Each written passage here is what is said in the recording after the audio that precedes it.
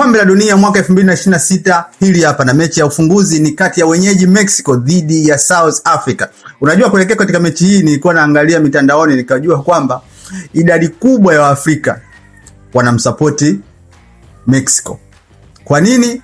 Kwa sababu ya kile ambacho kinaendelea kule nchini Afrika Kusini, raia wa Afrika Kusini kuwafukuza nchini kwao wananchi wageni, yani raia wageni katika nchi yao. Kwa hiyo kile kitendo kimewakera sana Waafrika kiasi kwamba katika hii mechi ya leo Waafrika wengi wa Nigeria, Ghana na nchi mbalimbali hata hapa Tanzania wanaisupport Mexico kushinda mchezo huu. Lakini of course itakuwa ni mechi nzuri na mimi natazamia kuona mechi kali kama ile mechi ya ufunguzi ya 2010 ambapo South Africa alihost michuano ya World Cup dhidi ya Mexico, ambapo mechi ilisha kwa sare ya goli moja. Lakini kuelekea katika michuano hii, moja ya timu ambazo mimi nazipa nafasi of course kuchukua ubingwa, timu ya kwanza Ufaransa. Kwa nini? Kutokana na ukubwa wa kikosi chake na pia experience ya mwalimu Didier Deschamps, sababu amekaa na timu hii kwa muda mrefu na hili ni kombe la dunia lake la mwisho akiwa na timu hii. Baada ya hapa ataondoka, labda abadilishe maamuzi. So natazamia kwamba Ufaransa atafanya vizuri kutokana na depth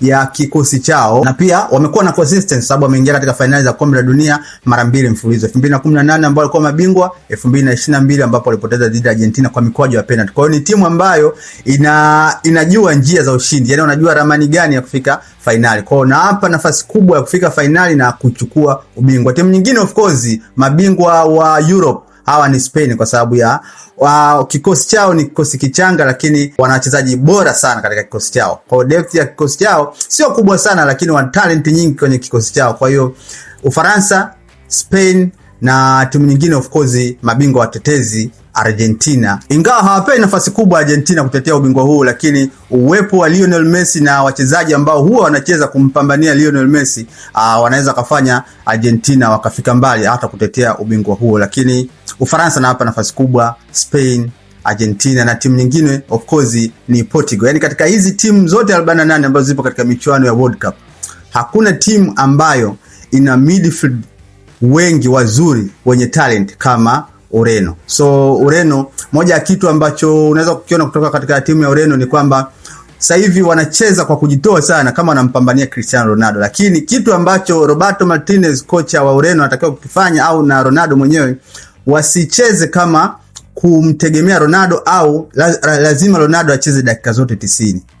Yani anaweza akacheza akatoka au akaingia kama sub. Asicheze dakika zote 90 kwa sababu Ronaldo huyu sio Ronaldo yule, na age factor pia inaathiri performance yake ya uwanjani. So kutokana na kikosi chao wanaweza kufika mbali Portugal, bila kuwasahau England.